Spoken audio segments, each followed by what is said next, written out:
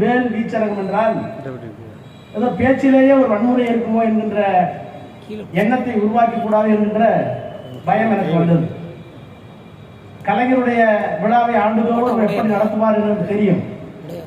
ஒரு 7-8 ஆண்டுகளுக்கு முன்னால் நானே வந்து இந்த அமர்வில் கலந்து கொண்டு உரையாற்றி சென்றிருக்கிறேன் என்பது எனக்கு ஞாபகம். என்னுடைய தோழர்கள், திராவிட இயக்க சிந்தனையில் இருக்கின்ற திராவிட கழகத்து நண்பர்கள், கம்யூனிஸ்ட் கட்சியோட நண்பர்கள் எல்லாம் வந்ததை அப்போது நான் அறிவேன்.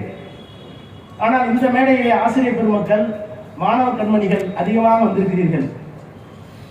அரசியல் மேடையை பார்த்தால் நாங்கள் அரசியலில் எப்படி வந்தோம் என்கின்ற ஞாபகம் எனக்கு வரும்.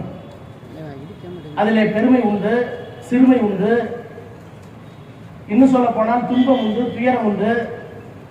2G வழக்கில் ஜெயிலுக்கே போய்விட்டு வந்தவன், உச்சத்தை தொட்டவன், அதற்கு பிறகு மீண்டும் வந்து எந்த சிபிஐ என் மீது வழக்கு போட்டதோ அந்த சிபிஐ தண்ணி குடிக்க வைத்தவன்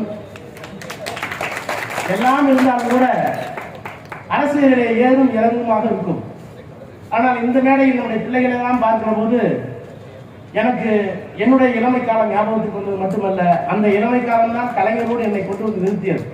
இதுபோன்ற செய்திகளை மேலும் தெரிந்து கொள்ள எங்களது யூடியூப், ஃபேஸ்புக் மற்றும் ட்விட்டர் ஆப்களை சப்ஸ்கிரைப் செய்யவும்.